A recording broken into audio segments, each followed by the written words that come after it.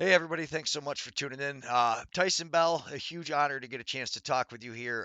The first pro we ever got to stream in laxlife, so for me to see that speed and the difference in the skill was absolutely amazing.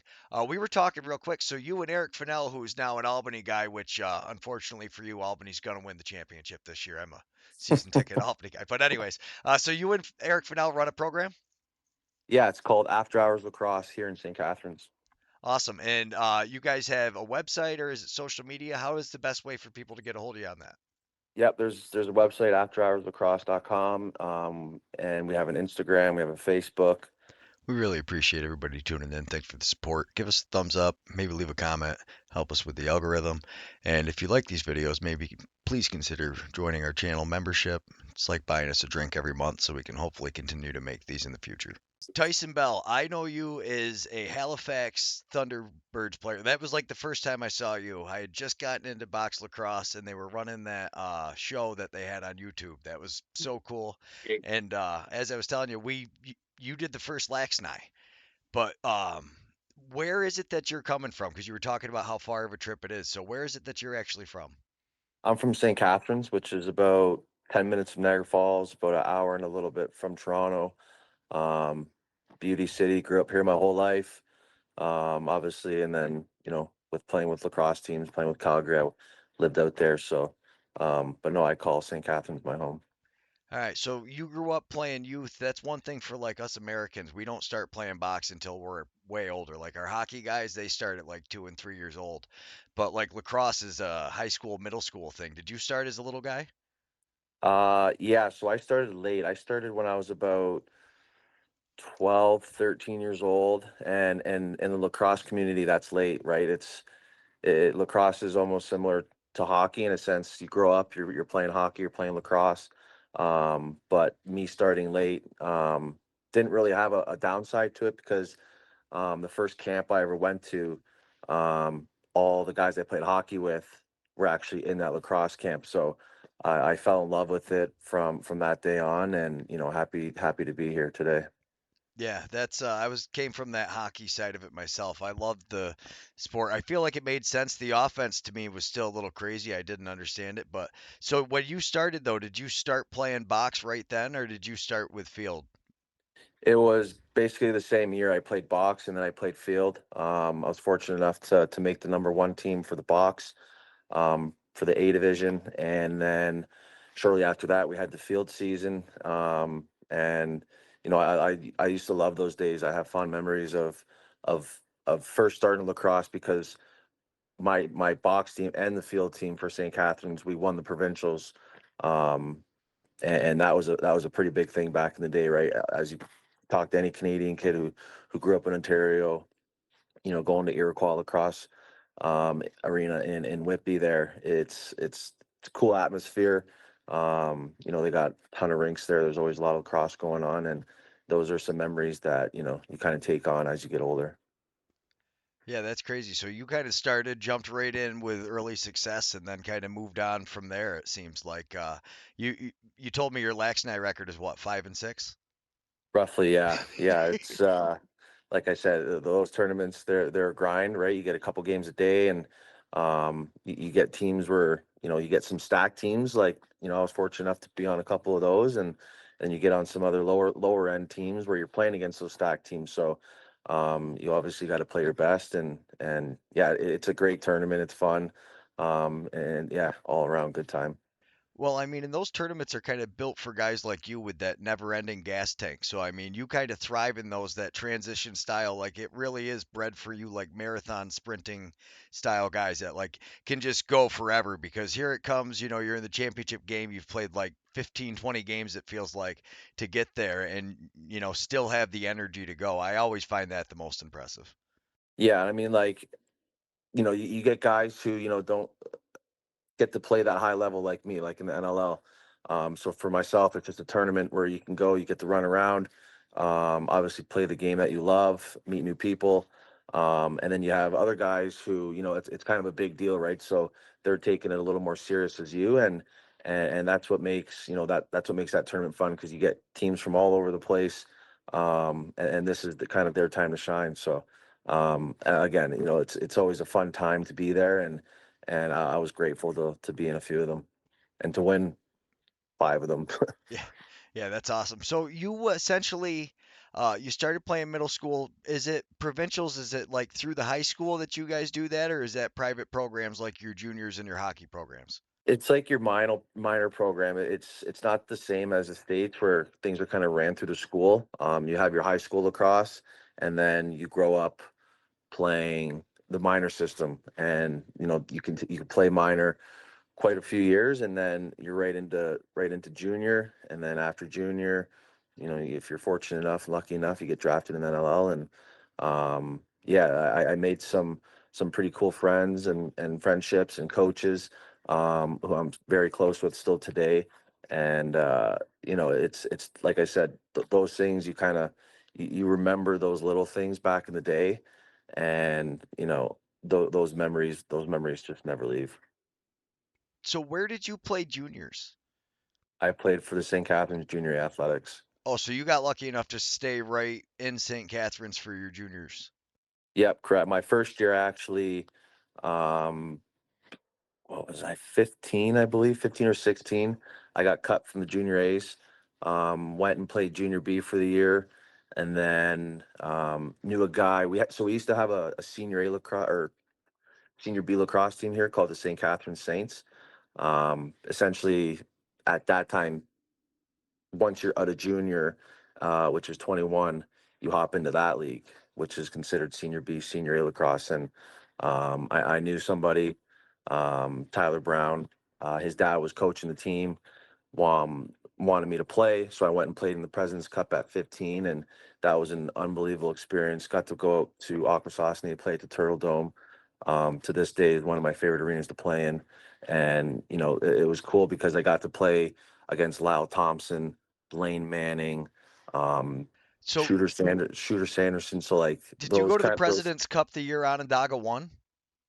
No, that would have been the year I went. I was only 15, so that's back in 20. I don't even remember when Was that that was. I was in 2010? high. I think even before, yeah, 29, 2010, because So the 2010 St. was the Regis year one. that Onondaga won it. It's funny I was wearing the shirt because now you're talking about that. So you skipped essentially juniors, went and played in the Prezi, and then came back and played Junior A. Yep. So I played junior B and then played senior B for the Saints. And then the following year, I made the junior A team and then played the 4 years with them. Yeah, it's crazy. So, like, as a 15-year-old, maybe you could help me out with this. What was it like playing against like full-grown men? I mean, you get up there and like in the President's Cup this year, you had a bunch of NLL guys all over the place. So you're not just playing against like grown men, you're playing against some of the best grown men in the world. Yeah, I mean, I didn't have a lick of hair on my face at that time. Um, I mean, my dad drove me up to Akwesasne, so he got the pleasure of watching me play against, at that time there were studs. Like I said, Lyle Thompson was playing with his brothers. Blaine Manning, Toronto Rock legend, Josh Sanderson. Like the list kind of goes on, and then some local legends from Six Nations actually were on our Saints team. So it was cool to be a part of that process and to be a part of that team. And then I just kind of stuck with it, and here we are today. Yeah, that's nuts. It's my first like real foray into like very competitive box lacrosse other than Lax and I was senior B. And the level of competition that they had there, I mean, like the Allegheny Arrows, one of the teams that's in the league we cover, they had what Frazier, they had like three or four bandits on it. They had Cloutier, Frazier. It was nuts. I mean, so yeah, when people talk about Senior B, I don't know if everybody understands like the level of competition that is when you get to the President's Cup. Like what Del Bianco, I think, was out there last year. It's nuts. So I mean, you went there, and who drafted you then? Uh, like drafted for senior A. No, yeah, for Senior A. And then when did you essentially get drafted by the NLL? Was it after Senior A or was it around the same time? No, it was before. I was drafted by Brampton. Right around the same time I was finished junior A, and then got drafted by Calgary that 2015 year. That's awesome. So then you went out to Calgary, made the team the first year? Yep, yep. That's We had a pretty impressive. stacked. That was a pretty stacked draft class too. Like I went a little early because I didn't continue with my school, unfortunately. But that's just the way that kind of went. And that draft class was one of the best, I think, and I think others can say. Um, we had Lyle Thompson, number one, Randy Stotts, um, Del Bianco came in early with me. I believe Delbs was 18 years old at that time, which was pretty crazy to think, being 18 years old, getting drafted amongst those players. By Calgary too, Um, right? yep, So you yep, guys went there together as, young men.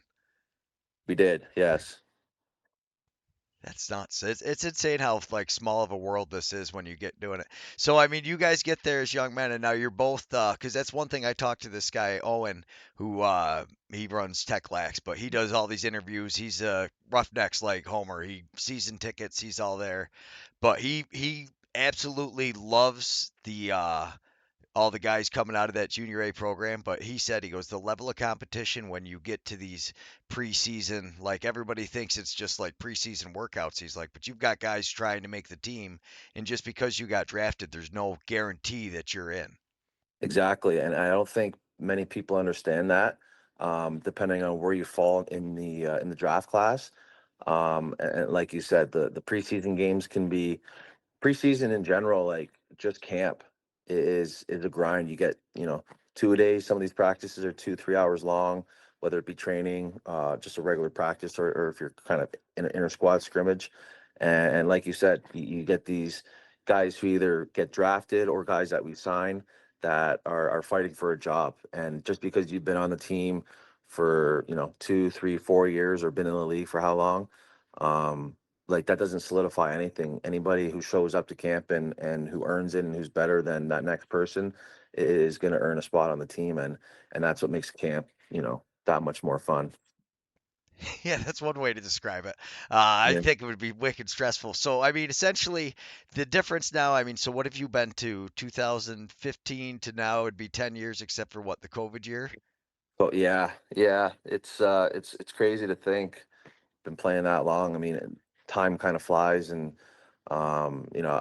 you got guys that play long periods of time and don't even get a sniff at an NLL championship, or even making it throughout the whole playoffs. So for me to win a championship in 2019 with Calgary, it's it's one of those feelings where you hold on to that, and it makes you want to push forward and make that stride to make it to the playoffs again, and make it past the playoffs to the championship.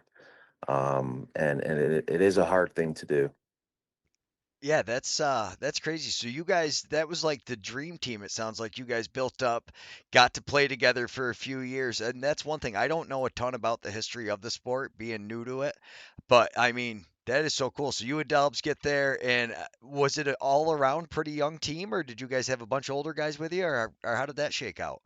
There was a mix. I mean, obviously, there was, at that time when I got drafted, there was Jeff Shattler, um, Curtis Dixon, Dobes. Those were the older guys, and then there was a handful of younger guys at that time. And that 2019 team that we had was a special group. We didn't have the best year throughout the season. We weren't number one, we weren't number two, but we were kind of right in the middle of the mix. And I think the chemistry and everything else, um, you know, kind of came together right at the perfect time in playoffs. And that game one, round one against San Diego, we showed up to San Diego, we played, we won, and then it's kind of on to the next, right? You kind of forget about it. You don't really celebrate. You celebrate, the win, but the main goal of the job isn't finished at that point. So you kind of forget about it, and then move on. Yeah, that's a crazy experience. That's got to be such a blast. So, I mean, you've kind of had success at every level that you've played at.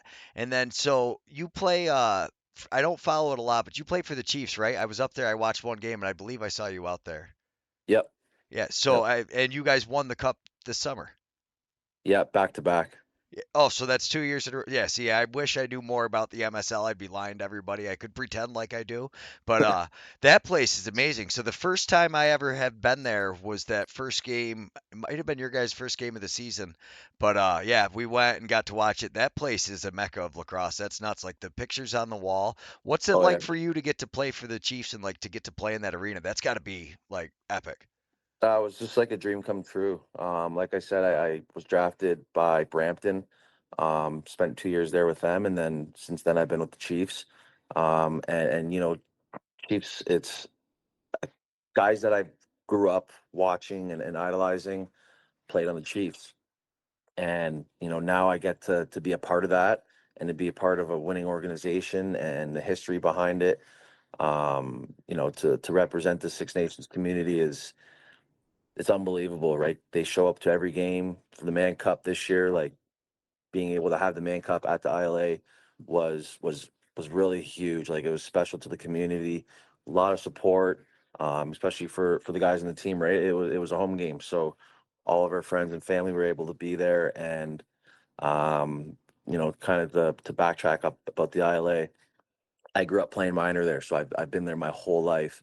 And again, I can say that that rink is probably one of my favorite rinks to play in. Very fortunate enough to be a part of the Halifax Thunderbirds with Kurt Stiers. And we that's our home, right? That's where we get to practice midweek. And I can't say anything else about that place. It's one of the best places to be. Absolutely. And honestly, and I'll probably catch some flack for this. I think the Halifax social media team and the Haudenosaunee, I think a lot of those guys overlap with the Haudenosaunee national team, but I Yeah, really think they are the best in the business. Like when I try to, like, I watch them and I'm like, that's what I wish I could accomplish. Yeah, you've reached the pinnacle with that group there. Those guys, it's a different level. It's so cool to see the way it's taken. I got to meet some of those guys when we did Worlds and yeah. yeah, no, it is awesome. I mean, that walking in the ILA is nuts. So for anybody who doesn't know, what are you like an hour and change from there with Toronto? Yeah, about an hour. Yeah, because that's the only time I've been there. I cut over through the border. I was filming a game in Tonawanda, and cut up, and then went over and met a couple guys there, and that was yeah, like I said, and like just getting to go around Six Nations. That was the first time I've ever been there. That was crazy. So you went to Onondaga, it says. Yeah, correct. I ddid. So I'm an MV guy. That's how this all started. Is Oh wow. my coach 20 years ago? I went in '03. Yeah, no, '03 and '04 I played, and my coach then started a box lacrosse team 20 years later. I saw him at a Firewolves game. Without him, there'd be no Blue Squatch. So Onondaga was actually my first like, oh shit, this is lacrosse moment. I was playing Yeah. at MV. We went to a fall ball tournament. We essentially had a really nice guy in high school who coached the team, but I didn't really understand anything about lacrosse. And I was a long pole, lifelong hockey guy, played juniors, played for Melrose. Like I played very competitive hockey, played juniors up in Athens.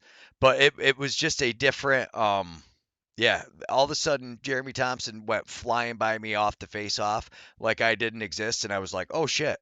This is lacrosse, huh?" And it was just like the eye-opening experience. So, I mean, Onondaga, for people who don't know, that JUCO division up there, that is, I mean, you're playing against some of the best guys in the world. I mean, you're in the heartland of where it was created. What was that like playing in Onondaga? It was pretty cool. I was a big fan of Syracuse, the lacrosse team there. And I out of high school, I had some talks with having a sponsorship scholarship there, to go to school there, and then that was kind of the dream. But It's essentially a um, sponsorship. yeah, yeah, if you look at it that way, yeah. But I my schooling wasn't the greatest, right? And that's what kind of kicked me in the butt.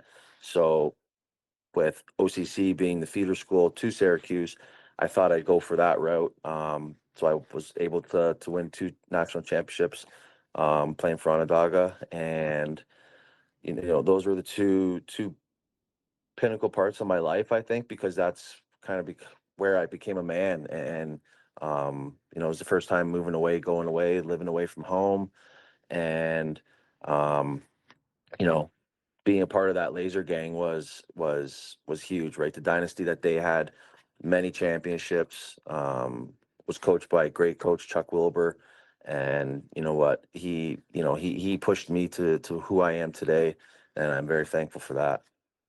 Yeah, Onondaga, for anybody who doesn't know, essentially it was Herkimer was the dynasty. Onondaga all of a sudden stepped up, and Onondaga is really located. I mean, the town of or the nation of Onondaga pretty much borders Syracuse. So for people that aren't familiar with the area, that was our introduction to like real box lacrosse. Was we got invited out to Onondaga for the stick makers tournament. I was like, oh Right. wow, this is cool. So yeah, no, I mean that's awesome that you played there. I didn't know that till, yeah, I love these little podcasts because I wish I knew more about guys, but getting to learn it this way.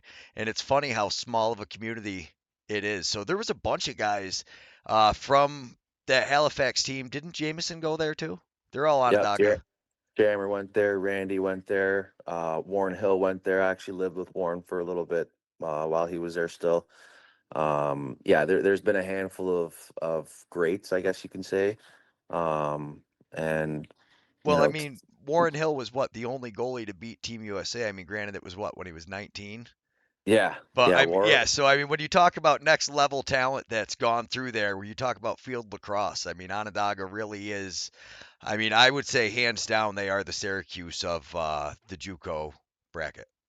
We had a couple scrimmages actually with my Onondaga team. Played D2 teams, D3 teams, and we beat them. Like you could I consider. don't doubt it. I played Onondaga. Yeah. They were at so Herkimer was still a pretty big power when I was out there, and we had a few wins. But like when we played you guys or when we played Onondaga and Herkimer, it was just like I loved it as a defenseman. I had a ton of action. I mean, I was busy the entire game, but it was like just a very humbling experience. Like, oh my goodness, there's levels to this. I'd never seen anybody handle the ball like that. So what did you play in field? I was long pole. All right, so yeah, I hear you there. I loved it. It was yeah, and I would have figured you were a midfielder watching you play box just because the way you run, like for days, it seems like you're one of those transition guys. I love it. You get the ball and like you're going, and it completely depends on who's coming out that front door, but it makes the goalie have to decide when's, Oh you yeah, know, because you're not like one of those guys. That's one thing Halifax has a bunch of you guys that can score. So when you come down the floor, you also have whichever all star you pick to come out the front door, but one of you guys coming down that's a threat. I think, yeah, yeah, you guys are primed this year. I honestly think, and getting to meet Roger, and what a great coaching staff you guys must have up there. yeah. It's great. I love being a part of the team. Our team's very close with one another, whether it be on the floor, off the floor. Um, Roger Chrysler, like you said, he's been around the game for quite a while. Um, I knew him and his brother from when I was a young kid, and to be able to be coached by him is pretty cool.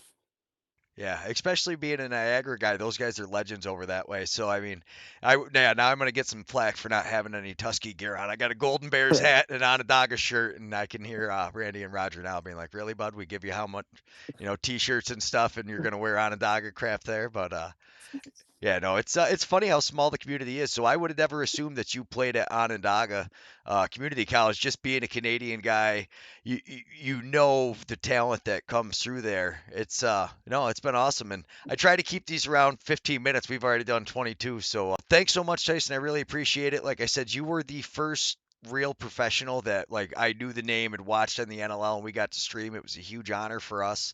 And thanks for the effort you put into it because we love watching your games. Halifax, I think, is the most exciting. They're the most emotional team out there, and I find it the most entertaining team to watch. So thank you very much for that. I appreciate it. Thank you for having me on. We really appreciate everybody tuning in. Thanks for the support. Give us a thumbs up, maybe leave a comment, help us with the algorithm. And if you like these videos, please consider joining our channel membership. It's like buying us a drink every month so we can hopefully continue to make these in the future.